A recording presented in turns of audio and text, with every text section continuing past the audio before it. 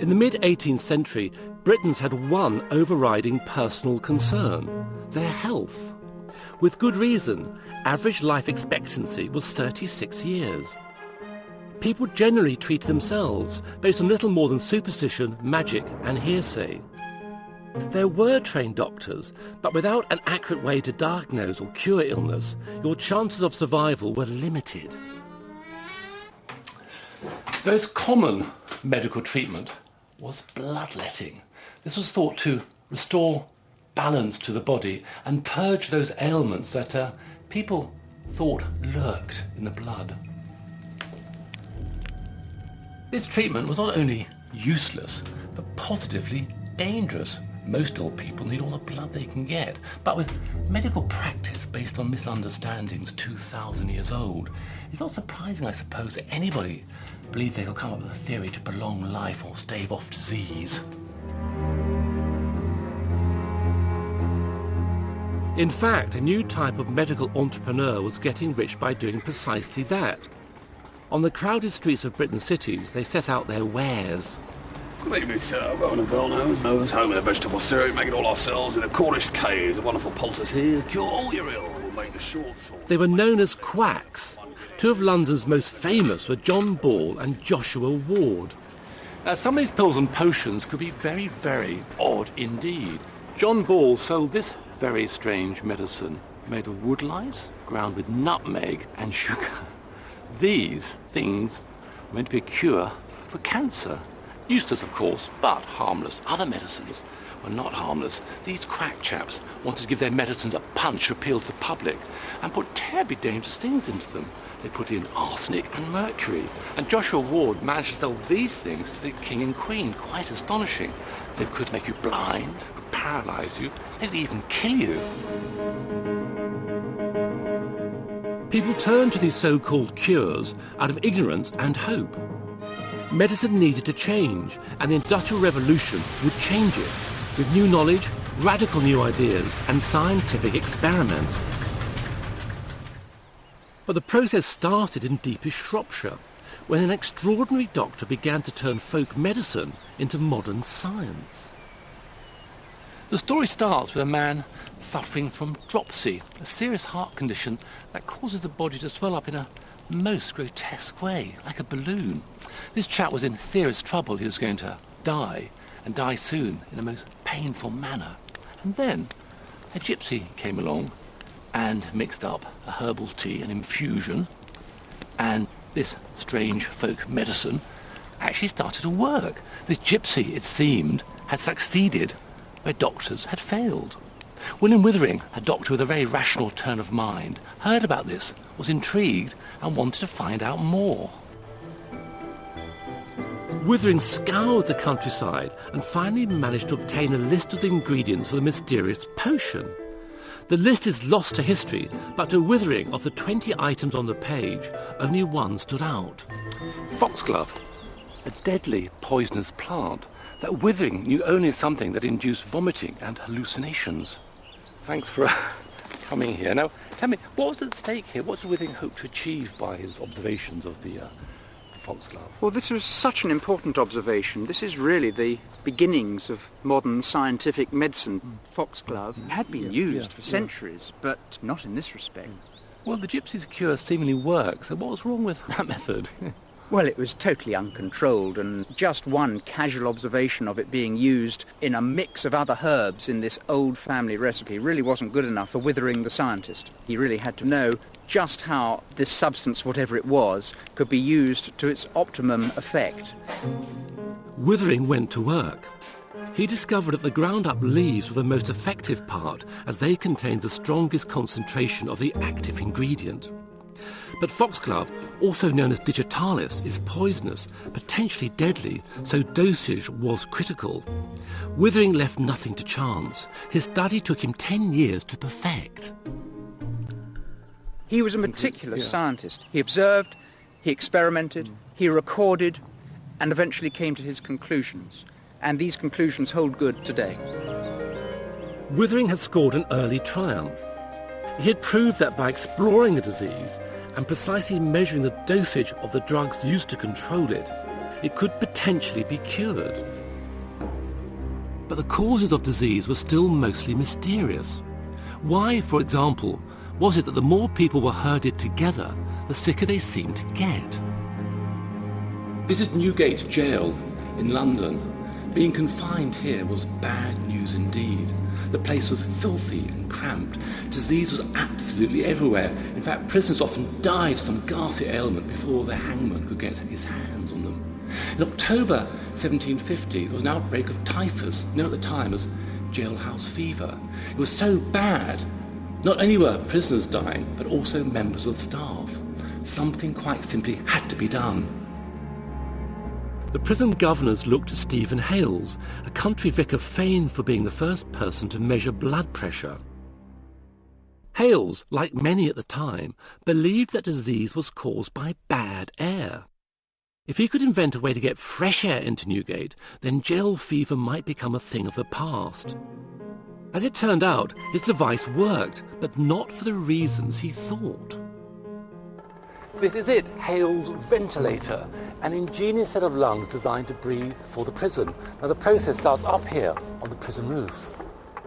Energy generated by these turning sails of the windmill is transferred to this piston, the shaft of which travels right down here to the interior of the building. So just by turning around, these sails pump air, rich in oxygen, into the interior of Newgate.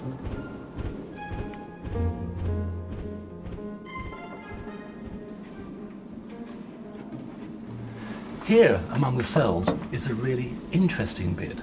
These bellows are the lungs of the prison, operated by the windmill on the roof. Now, these push fresh air into the cells, but also suck dirty air out. Hales claimed this ventilator reduced prison deaths by half. In Samuel Johnson's Dictionary of the English Language of 1755, the definition of ventilator is an instrument contrived by Dr. Hales to supply close places with fresh air.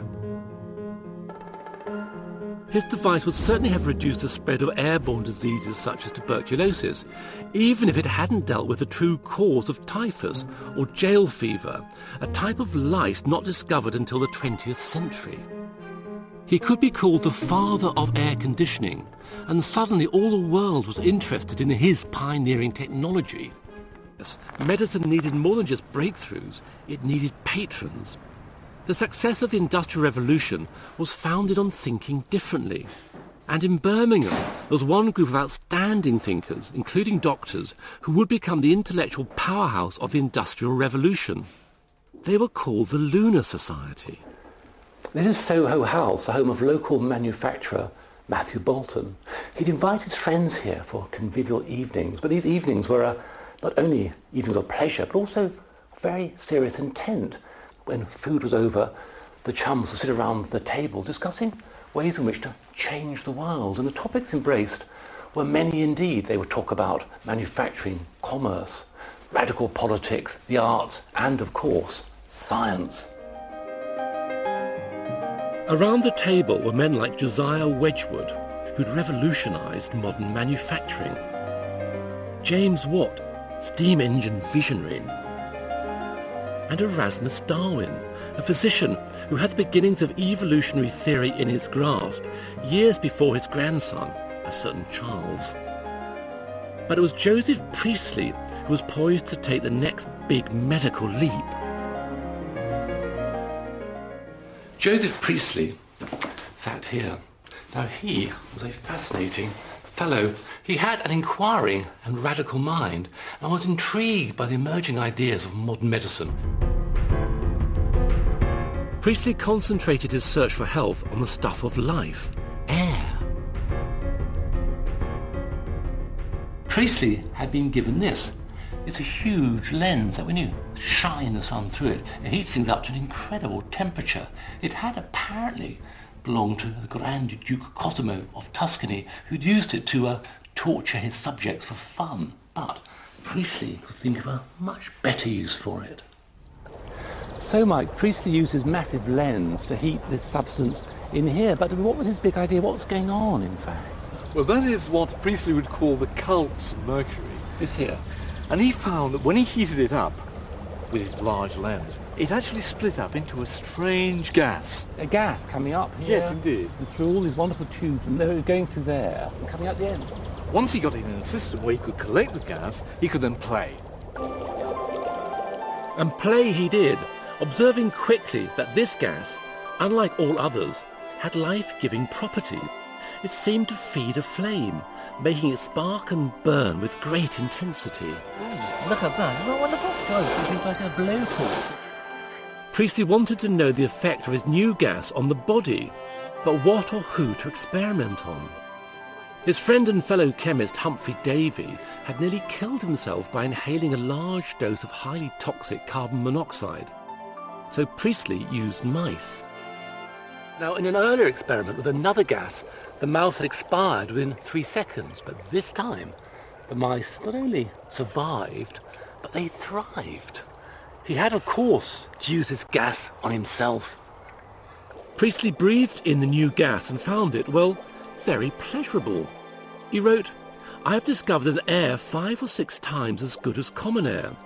In time, this pure air may become a fashionable article in luxury."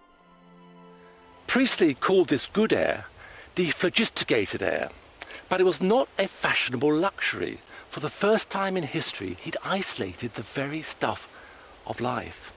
Later on in the 18th century, this air was given its modern name, oxygen. In the 1790s, one enlightened country doctor, Edward Jenner, started to piece together the evidence in the fight against smallpox. His first clue, based on extensive personal observation, was that it wasn't just an old wives' tale. Milkmaids really were exceptionally pretty, mainly because they never caught disfiguring smallpox. They just seemed to be immune. Now, Jenner was baffled. Why should smallpox, the seemingly indiscriminate killer of old and young, rich and poor, spare milkmaids? Jenner's second clue came from Turkey, where the wife of the British ambassador, Lady Mary Wortley Montagu, reported local women holding smallpox parties. Their children would be given a tiny dose of the dreaded disease. They had discovered that this would protect them from catching it fully. Turkish children were immune, just like the English milkmaids, except milkmaids hadn't been to smallpox parties. Armed with these 2 clues, Jenner went to the dairy. And what he discovered was that some of the milkmaids had been given a dose of disease, albeit one harmless to humans. Cows suffered from their own disease that caused rather alarming-looking pustules. It's called cowpox. He observed that the pustules from the cow were being transferred onto the hands of the milkmaids. They were catching cowpox. Now Jenner made a brilliant lateral leap. Could this be why the milkmaids were immune from smallpox? He decided to experiment.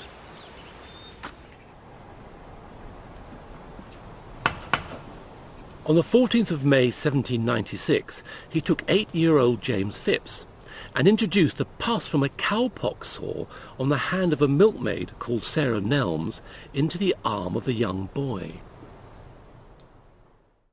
2 months later, he decided to see if the cowpox had given James any protection against smallpox. There was only one way to do this. James was invited back to have a potentially deadly dose of smallpox plunged into his arm.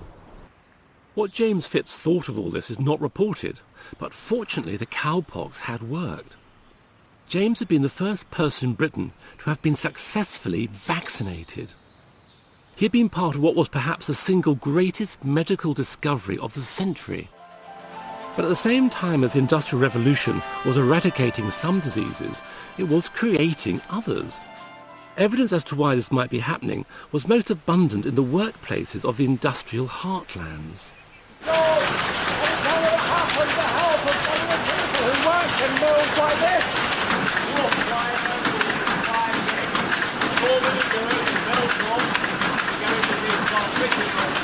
What are the hearing? We're really near the door. We have one for quite a few years. because we all go dead. Gas machines are dangerous. What about the oil on the truffles? So you used to get, of course, oil on your lips. In the older days, some people used to get cancer of the lips. The carriage got full of oil, and they used to get cancer of the groin because they were leaning over the carriage all the time. It's quite a dangerous profession, this dangerous trade. Yeah, especially in the older days, we got people like looking so every day, and they were tired at the end of the day, then it was that when they would have accidents with the belt. The evidence was mounting that people's health was being ruined by their working conditions. But proof would be needed to force the government to act. Charles Thackeray, a doctor in Leeds, would provide it. Thackeray conclusively proved that there was a link between disease and the conditions people worked in, and he did so with the help of some new technology from France. Armed with this simple device, Thackeray was able to see inside the bodies of his patients with his ears. He was benefiting from the work done by a shy French doctor. René Laennec wanted to listen to the chest of a young female patient, but he was too bashful to place his head on her bosom. Laennec went for a walk to try and devise a solution to his problem. While walking, he saw two children playing around a log. Now, one child was at one end of the log, knocking, while the other child was at the other end of the log, listening.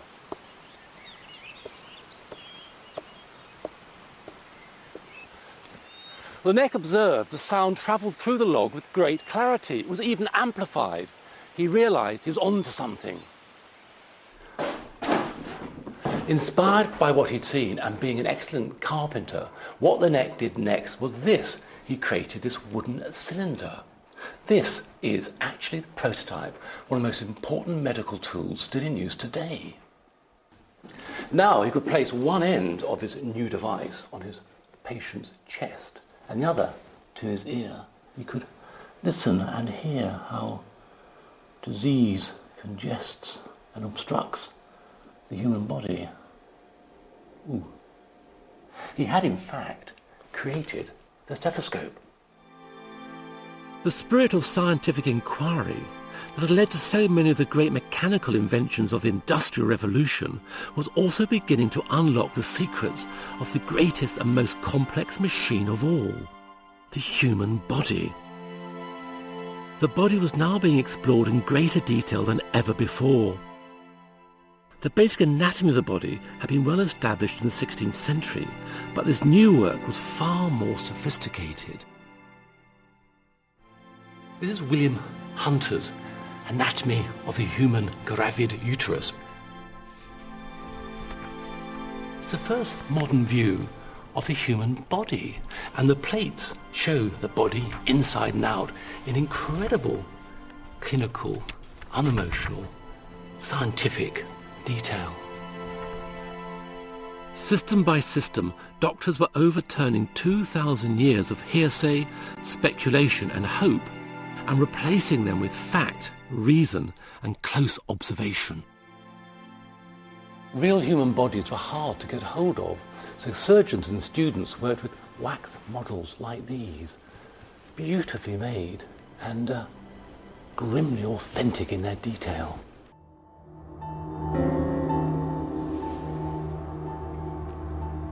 The only legal source of bodies for dissection was the gallows.